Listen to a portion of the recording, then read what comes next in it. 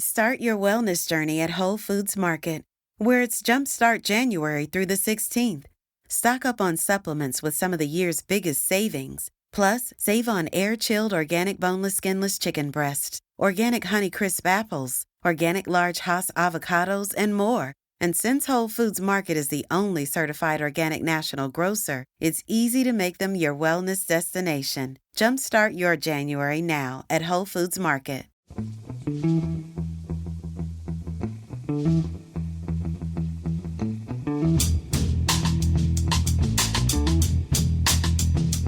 Hello and welcome to The Price of Football, the show that looks at the money behind the beautiful game with me, Kevin Day, and Liverpool University's Kieran Maguire. I don't know why I took a deep breath before I said behind there, Kieran. Just seemed a bit... give it a bit of extra... Batter's gone again. How are you? I'm not talking about football, Kevin. Oh, good. I wasn't asking about football. I was asking about your emotions, Kieran. But that's clearly as a man, they are inextricably linked, like most men, sadly. Yeah, we both had a bad last minute yesterday. Yes, I have to say though, it's the first time I've been to Brentford. It's a cleverly designed little place, isn't it? Yes, yeah. It's a cracking little ground and. A very good example for those of you that have gone early. A very good example of what can happen when you have a fan organisation with a golden share and communication with the club. And if only this became entwined in some form of legislation, perhaps via a fan-led review, I think that would be best for all of football. So you've got over the fact that Tracy Crouch just got married then?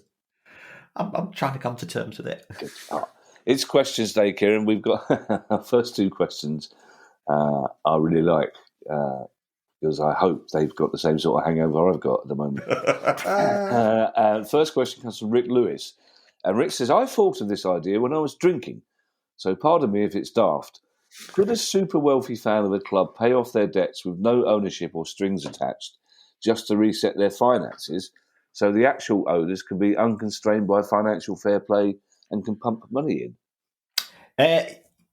It's an understandable question, Rick, but sadly, it won't work. We've just had the scenario at Leicester City where the owner has paid off a huge amount of debt. When PIF acquired Newcastle, they effectively paid off all of Mike Ashley's debt. But the problem is that FFP is based on a break-even model. And that break-even is linked to profit. And the trouble with debt is that debt doesn't impact upon profit. And therefore, FFP, you look at your income, which is match day broadcast and commercial, plus your player sale profits. You take away your costs, which will be wages, overheads, and amortization, of course. Where would we be without it? And that gives you your effectively, so that's the start point for your FFP calculations. So the problem with paying off debt or writing down debt, what you are doing is that you're effectively converting loans into shares, and none of that goes into your FFP calculation. So whilst it's good news, we have seen it at some other clubs as well. We saw it, in fact, at Sheffield United last week, where Prince Abdullah, he converted some of the club's debt into shares. It's completely independent of financial fair play and therefore can't effectively reset the clock in a way that would bring a smile to Uncle Terry's eye. Yeah, sorry about that, Rick. I feel your pain, both in the head and also the fact that you clearly wrote that down on a little piece of paper after going to the pub and woke up in the morning thinking, this is a great idea. I'm going to ask Kieran Maguire. No, it's a good question. It's a great question. It's a great question, but it's a hangover question. That's fine. As indeed is Matthew Key's question. I'm starting to get worried about some of our listeners. Matthew Key says, a little bit of a silly question for you, but this is something that has led to hours of conversation with my friends after a few pints. If I were to acquire a small fortune through a lottery of some sort, and I like the detail that Matthew gives about how we might acquire the small fortune. This is not just an imaginary small fortune, it's a small fortune from a lottery. What would be the best way to financially support my local football club? Could I denote X amount of money to directly support the signing of a player? And what could I expect in return for my generosity? Is it allowed for someone who is a supporter of a club to be involved without buying shares by saying to the board or the manager that I will donate some money to help you buy a particular player? Yes, Matthew. Should you be a benefactor of a large source of revenue, large source of income, there's nothing to stop you from making a donation to a club. And I know historically there have been some fans have sometimes set up individual accounts to try to give support to a club, and then there's negotiations between the club and the fan base as to how that money can be used. I think at Brighton, when we were at Gillingham, we had some sort of fighting fund, and it was used to, I think, sign a player called Rod Thomas, who had a short but spectacular career at Brighton. And it does give you, as fans, that slightly closer feeling to the player, unless you get sent off in the 15th minute at Colchester, in which case you go on to sort of the usual type of abuse that is recently levelled at. What do you do that for? He's our lad as well. You can't do that, ref. So you can make a donation. Now, where this can be really useful is if you are supporting a League One or League Two club, and effectively going back to the earlier question, in relation to FFP, because in Leagues 1 and 2, we have something called Football Fortune. And Football Fortune is equity investments in the club, donations, player sales, or FA Cup runs. And what you're allowed to do is that 100% of the money from your Football Fortune goes into your FFP calculation. So it can certainly make a difference. In terms of what you get in return, well, you might get invited into the boardroom. You might get your name in the programme. You might get a signed shirt by the player. But the chances of being able to benefit financially, I think, would be slim. And the reason for this is there is no such, we're not allowed to have what's referred to as third-party ownership of players. So if you contributed money towards the signing of a player, that player goes on to be a superstar and is sold for a fortune, you can't then say, okay, I want 20% of that, because that will be deemed to be third-party ownership. So it would be the eternal thanks of your fellow fans, the board of directors, and I would imagine that would be probably quite enough. If we look at the situation of Partick Thistle when Colin Weir won I think it's £160 million on the lottery, he effectively bought the club, set it up, and I think the fans are forever grateful. We have had somebody from the Jags Foundation on the show a few months ago because things turned sour between the board and some of the fans. So it doesn't necessarily always produce a happy ending. But you can certainly put that money in, and you could effectively say, I know that you're looking to sign player X. I don't think you could say, I've seen this bloke on the telly. He looks really good. I think you should sign him and I'll give you the money, because that's sort of interfering on the playing side of things, and it's not really fair on the manager and coaches. Yeah, and then you end up signing Graham Norton because he looks really good on the telly. I feel a little bit sorry for Rick Lewis now, because Rick's going, hang on a second, I can't pay off all my club's debts with my imaginary fortune, but Matthew Key can buy a player. But there you go. Our next question, Kieran, comes from Liam Blaney, which is a great surname and is only one R away from being the best surname in the world, basically. Wouldn't you love to be called Liam Blaney? But anyway, Liam Blaney says, how much money do owners have to put into clubs in the lower semi-professional tiers of English football, say around 7, 8 and 9 levels, for example, to keep them alive? Are these clubs heavily dependent upon the level of attendance at games? If those attendances range from 200 plus to 1,000 plus, and tickets are £10 each, then clearly there's a large disparity, even in the same league, in terms of match day revenue. So does ticket revenue cover player costs at least? Ticket revenue is highly unlikely to cover ticket costs. Clubs at that level really have to sweat the assets as best they can. So many will be community or fan owned, because they won't have a local benefactor. When they do get benefactors, there can be a sea change. You'd be looking at sponsorship income being significant at sort of 6th, 7th, 8th level. I mean, I was looking at I think it was Radcliffe FC, which I think is sort of around about that level. They're normally charging ticket prices in the region of £8 to £10. You can get a pretty cheap season ticket. From what I understand, talking to some of our colleagues in the agent industry, probably at level 7, you'd be looking at wages of £50 to £350 a week. But there are some clubs who want to go through the leagues. So remember we saw what happened with Salford and the class of '92, how they managed to accelerate. I think South Shields, for example, I think they've gone full time, and they're currently, I think they're in the equivalent of they're in the Northern Prem. They want to get into the National League. Ideally, they want to get into the EFL.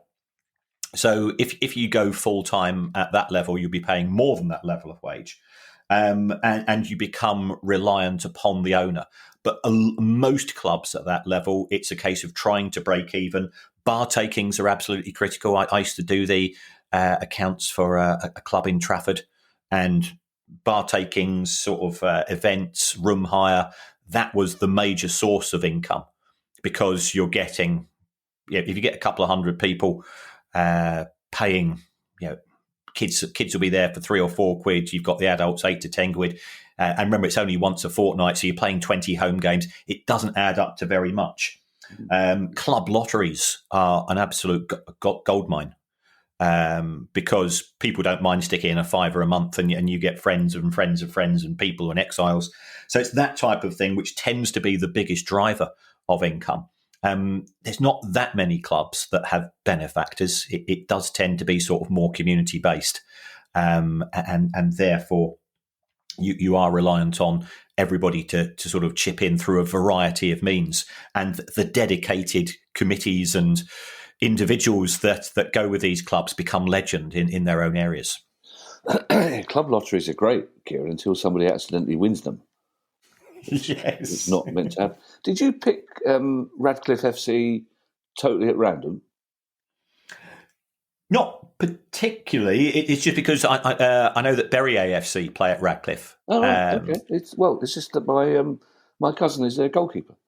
Oh, is he? Yeah, Tom Stewart. Yeah. Oh, yes. Yeah, and he's been. I'm not sure if this is a good thing or a bad thing, but he's been Player of the Month just about every month this season. So, very good goalkeeper, Tom Stewart. So I'm very pleased to give Radcliffe a bit of free publicity, Kieran. Well done. Jack McDonald has a question that covers several bases that our listeners are always very interested in. And Jack McDonald's question is this: many people wonder whether there's an alternative to parachute payments out there. This is a chestnut that we've discussed at some length, Kieran. But Jack has an interesting idea for an alternative. Jack says, I was thinking whether it would be beneficial to have a joint TV deal for the Premier League and the EFL, with the deal split along the lines of 60% Premier League, 27% Championship, 10% League One, and 3% League Two. He's gone into specifics there. But no parachute payments at all. Would this be a more workable solution? And also, in the future, would English football benefit from removing themselves from all TV deals and creating a streaming service for the Premier League and EFL? Now, we know, Kieran, that's something that Premier League clubs would possibly quite like, some of the bigger ones, their own streaming deal. But two interesting questions from Jack. Yes. It would work if it came to fruition, Jack. But what you're effectively saying is that 60% of the money is kept by the Premier League and 40% goes to EFL clubs. Now, the EFL have been demanding 25% from the Premier League of the joint TV deal, on the grounds that was an original offer by the Premier League in 1992.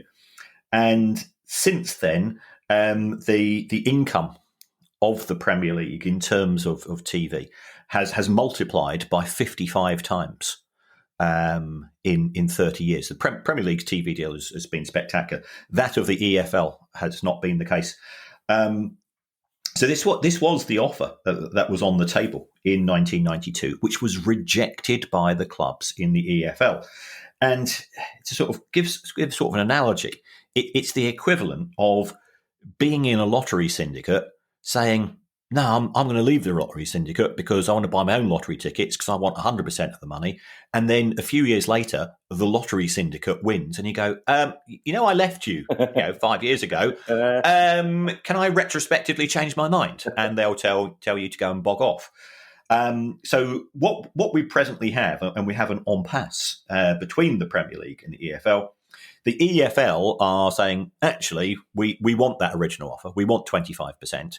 And the Premier League are saying, are you prepared to negotiate on that? And the EFL keep saying, no, we want 25%. And it's I think it's fair to say it's cheesed off not only the Premier League, but it's cheesed off other parties quite senior in football as well, that there is no willingness to be flexible on behalf of the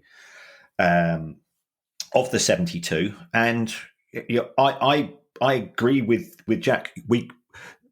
Parachute payments are not the problem. Parachute payments are a clumsy solution to the issue of the cliff edges between the Premier League and the Championship.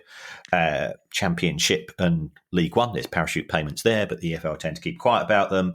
There's a cliff edge between League Two and the National League because clubs in League Two actually get more money from the Premier League TV deal than they do from their own, and the deal in the National League is actually very, very modest.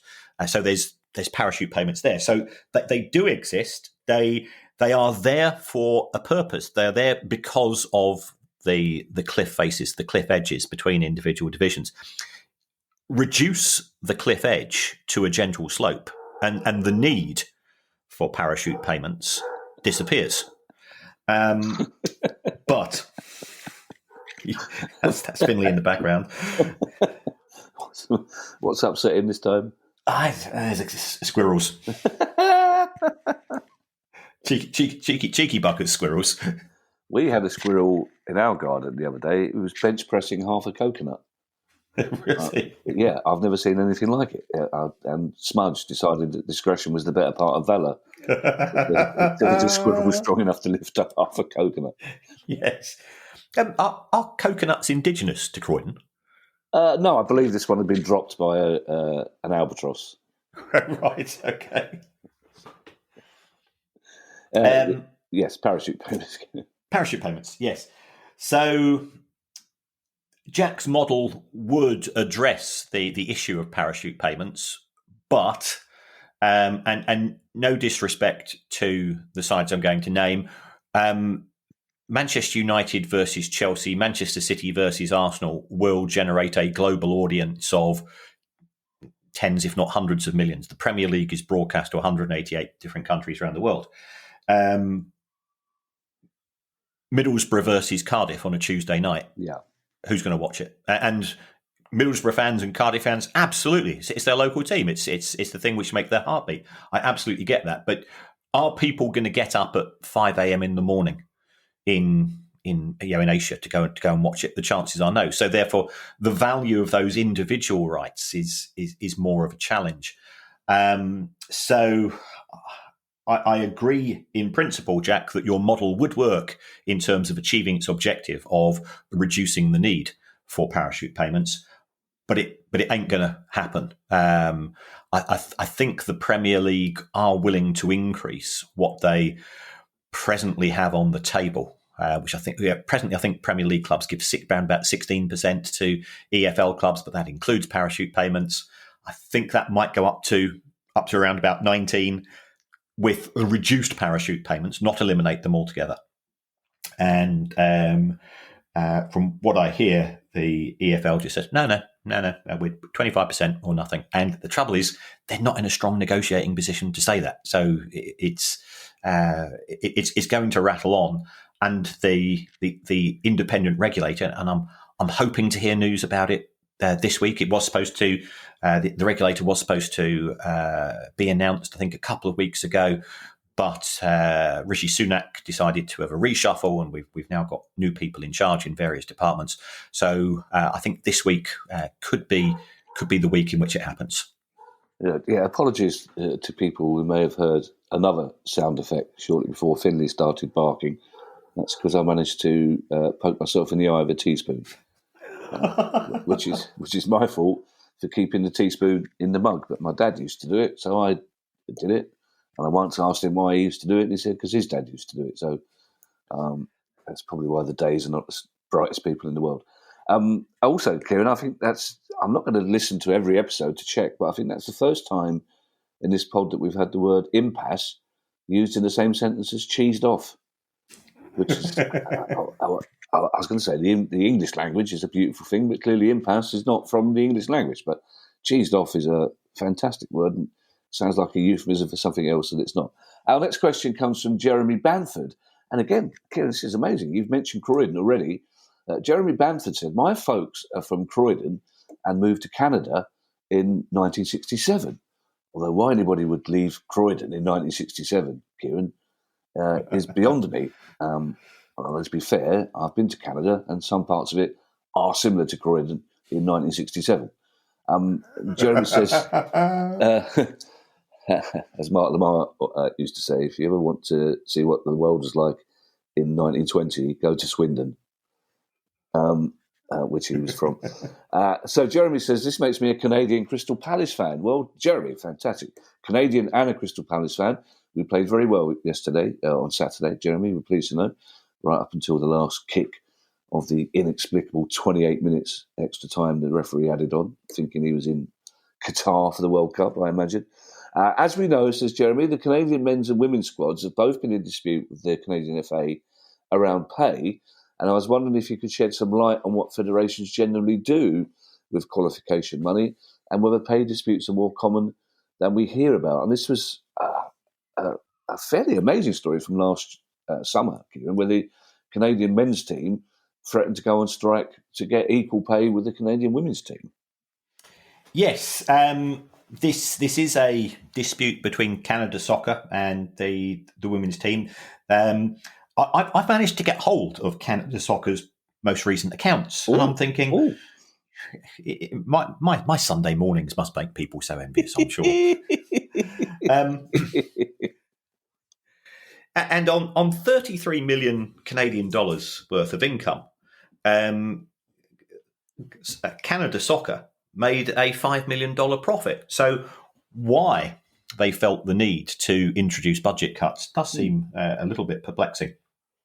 And it looks as if the women's team have been asked to bear the brunt of this.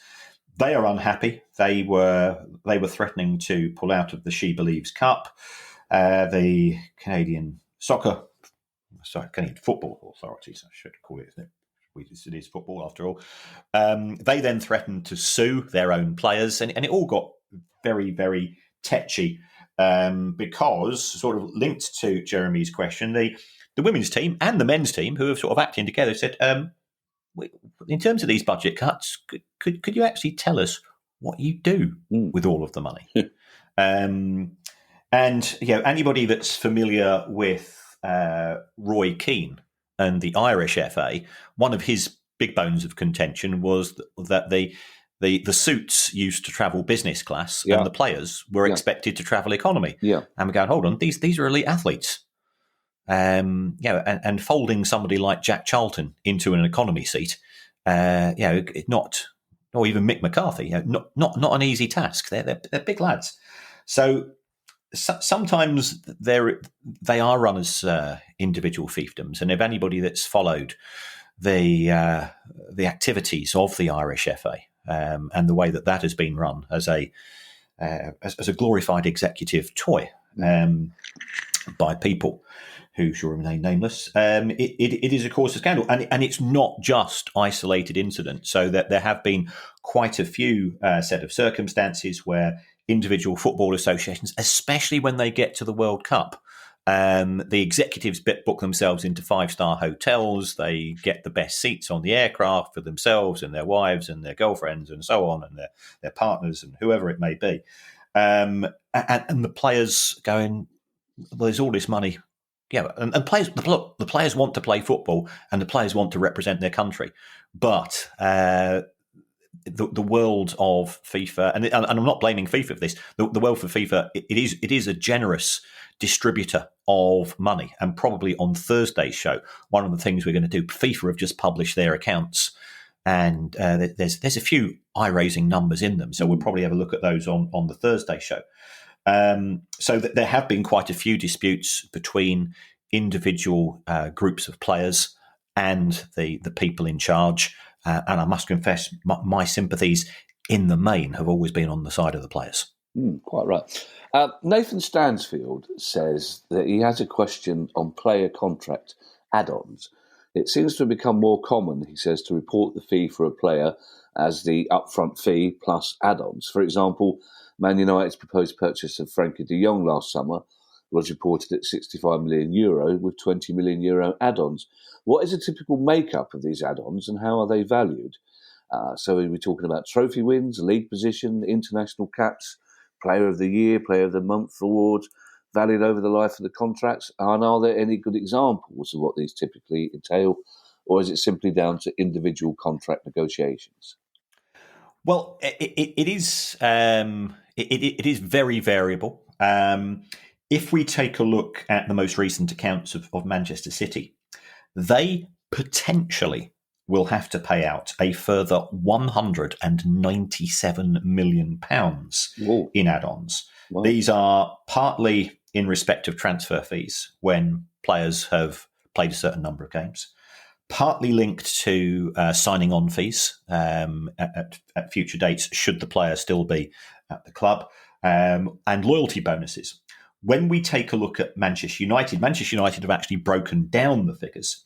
And Manchester United have got just very much in inverted commas, just £111 million of potential add-ons. And these are referred to as contingent liabilities in the club accounts. They are possible future payments because, we don't know what's going to, the player may be sold, the player may retire, the player may have, no longer be picked by the club.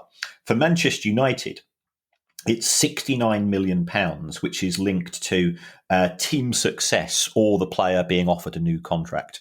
Quite often that will be a sort of a year's extension as far as the contract is concerned.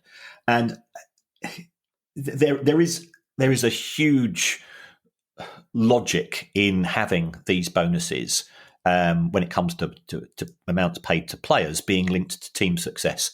Otherwise, it can result in selfishness from individual players. And we are seeing more and more, especially we've just been mentioning Manchester United, the reason they got rid of Cristiano Ronaldo wasn't because he wasn't a fantastic player. He is. It's that he wasn't a fantastic team player. And it was all about him.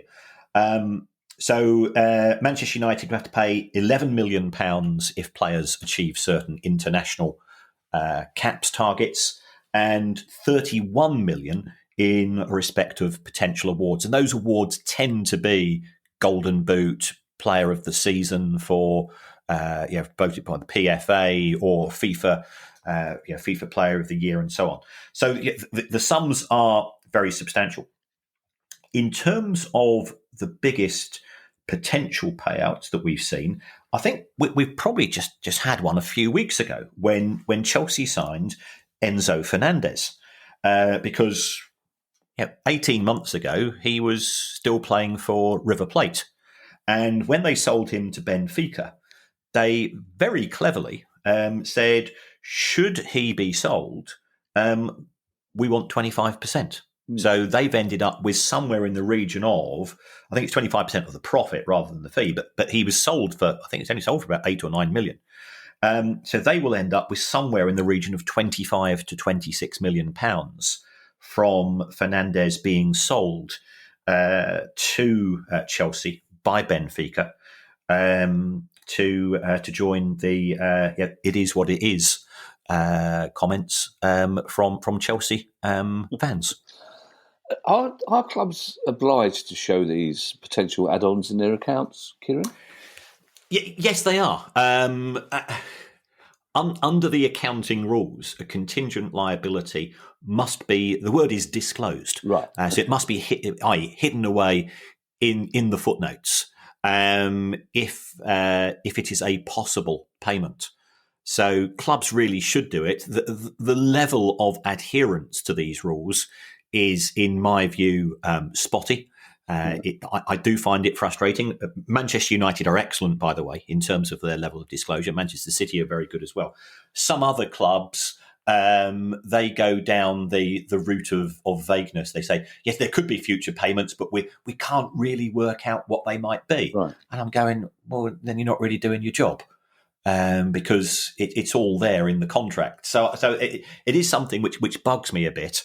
But the auditors seem to just nod it through, which I find somewhat frustrating. Yeah, I could hear you getting bugged as you answered the question. Are there sometimes add-ons, Kieran, that for financial or shall we say creative accounting reasons that may never be paid? That if we win the World Club Championship and he's player of the match in that final, is there a reason that clubs might have that sort of thing, or is there no point doing that? You can do as a flattery exercise. I mean, Claudio Ranieri had one in his contract at Leicester. Along the lines of, if we win the Premier League, you've got to go and pay me a absolutely whacking bonus. And Leicester gave him the contract, and they had a good old snigger. Yes. When they signed it. Yeah, pat him on the head, dilly do, yeah. Claudio, yeah, okay. And then, okay, right.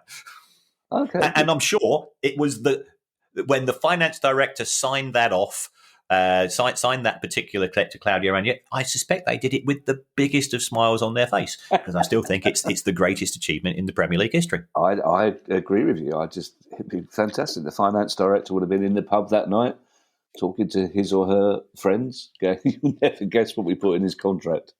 That's very funny.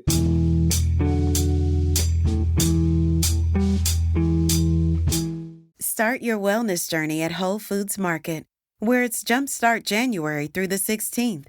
Stock up on supplements with some of the year's biggest savings. Plus, save on air-chilled organic boneless skinless chicken breasts, organic Honeycrisp apples, organic large Hass avocados, and more. And since Whole Foods Market is the only certified organic national grocer, it's easy to make them your wellness destination. Jumpstart your January now at Whole Foods Market.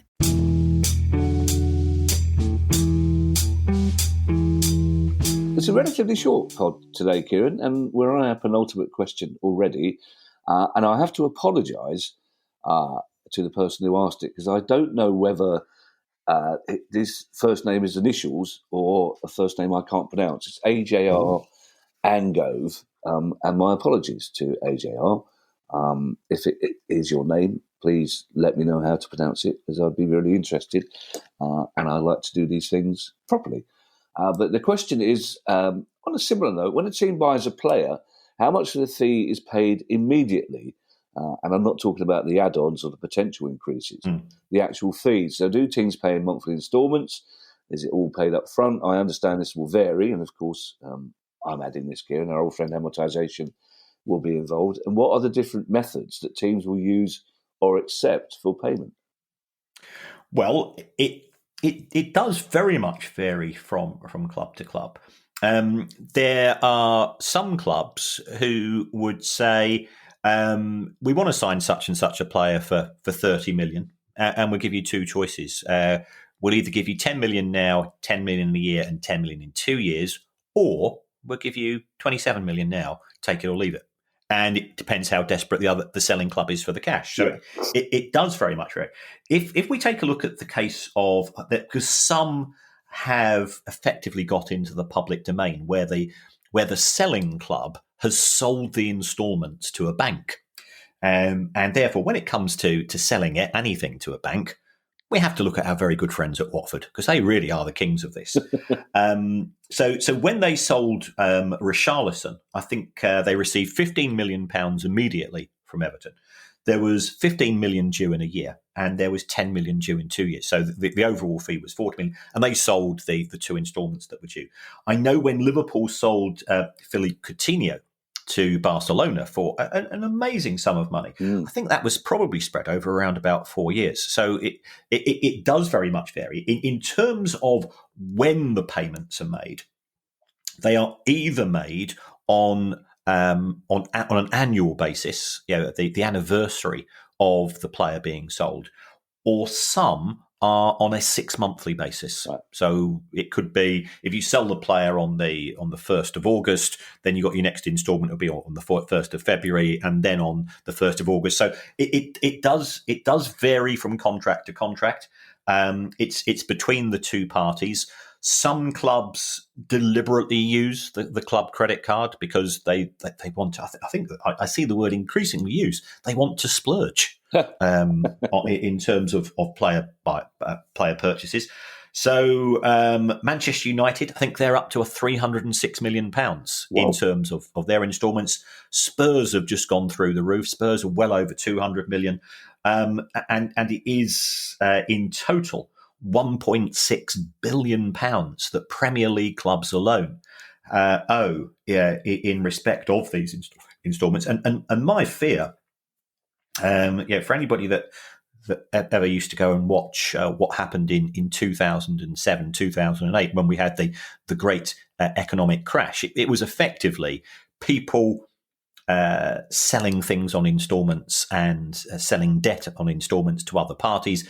And you had this merry-go-round. And then once somebody stops paying, it's a bit like a house of cards. What happens, and it won't happen in the case of Manchester United. Let's say Manchester United or but it's more Barcelona is perhaps a higher risk. What happens if Barcelona owe a club £30 million and they say, we can't afford to pay it?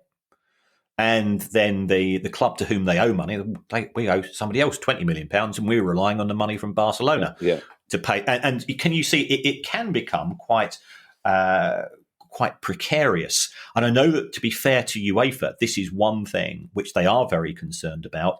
And under the new financial and sustainability rules, this is an area which is being addressed in terms of outstanding instalments in transfer payments, because that there is a genuine fear that there could be a significant negative impact upon the whole of football's finances, just set off by one club failing to make one big instalment in terms of the payment.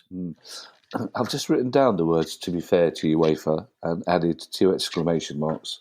I may frame it, Kieran, because I don't think I've ever heard you use that expression. So we've got impasse, cheesed off, and to be fair to UEFA. Our final question, Kieran, comes from Alex Jennings, and it's a good old-fashioned question about a single club.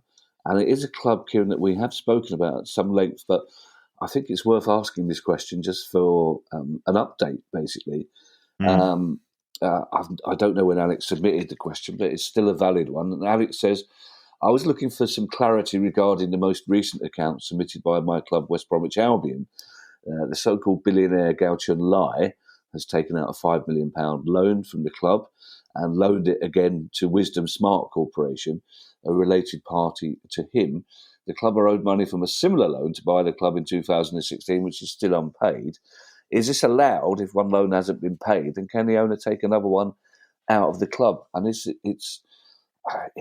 a murky situation, Kieran, isn't it? Whether these are loans or donations or whatever. But we have talked about it before, but I think it's well worth an update, especially for West Brom fans. Yes, and I'm in regular contact with our friend Alistair, who set up Action for Albion, who is he's like Finley after a wonky chomp. He's been working his trolleys off, trying to hold up the profile of what's happening on and to shine a light. And to be fair, the club, I think Ron Gourlay has agreed to meetings and they've made some progress.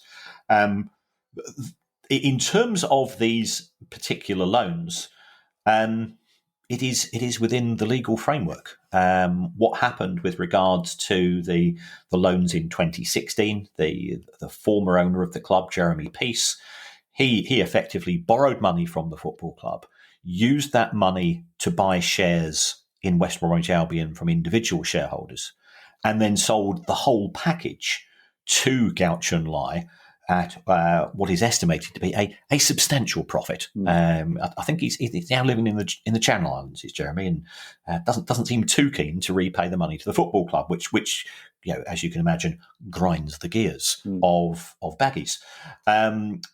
The loan from West Bromwich Albion to Wisdom Smart Corporation, again, perfectly legal, because companies within a group switch money around all the time. I think what surprises us in the world of football is that we're used to that money coming from the other related party companies to the football club rather than this way around, because we all know that football clubs don't tend to make a profit.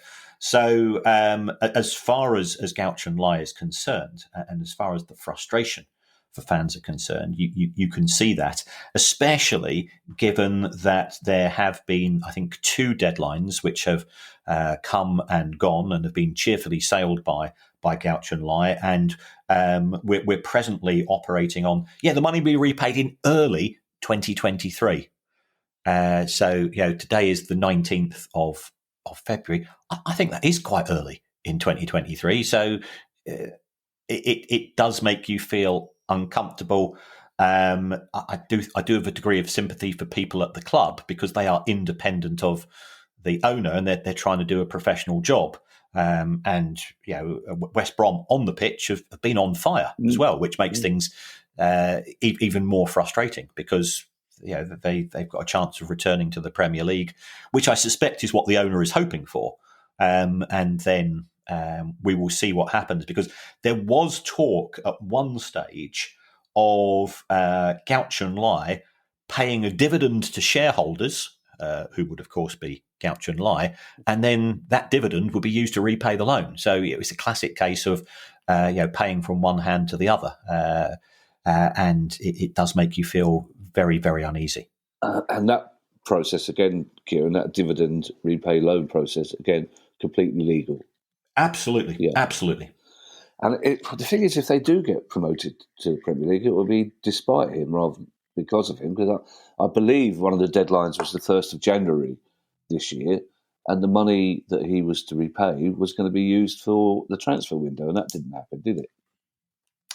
No, he's certainly on the naughty step as far as West Brom fans are concerned. I would imagine, Adrian Charles will not be sending him a Valentine's card. Put it like that. Well, I was waiting for you to say Adrian Charles wouldn't be a happy man, but he's not. Full stop. Genuinely, much as I love him, he's not a ray of sunshine. No, he's not. I was about to say, to be fair, he can be, but he can't. This week, Kieran, on our next pod, we'll be speaking to sports lawyer Tom Murray, who specialises in the financial regulation of sport, especially football, and is happy to answer questions from our listeners. So if you have a question, send those questions in. We'll put as many to him as we can during the interview. If you'd like to make a small monthly, it should be pronounced monthly, Kieran, it's MON. But it's not. That's the English language. Again, we're having a discussion about the English language.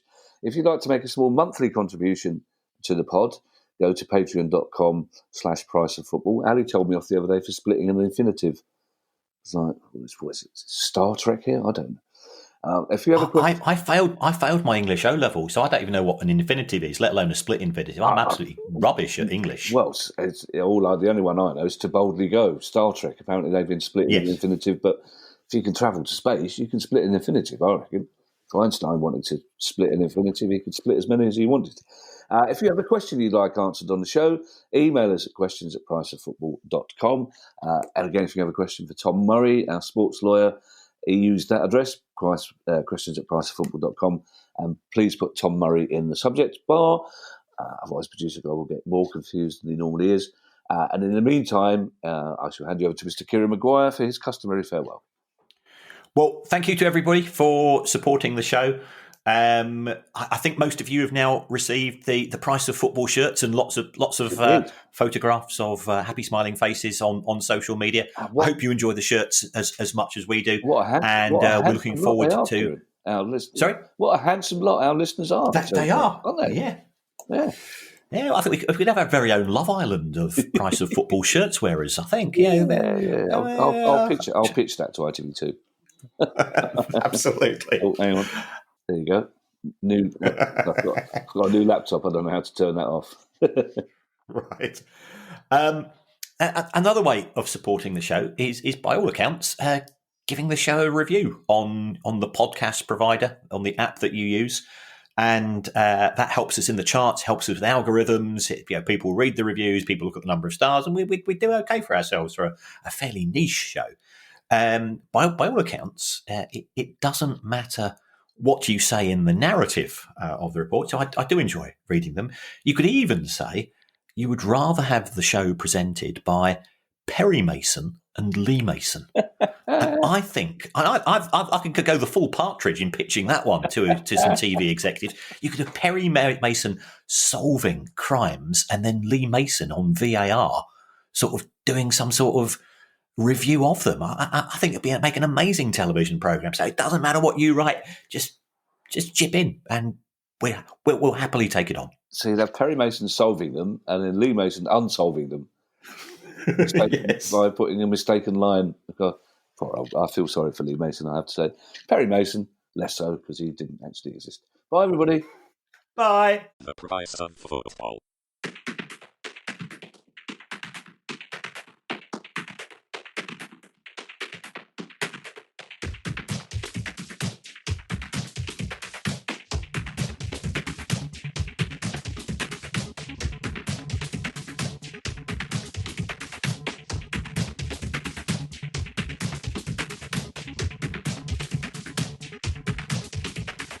The price of football.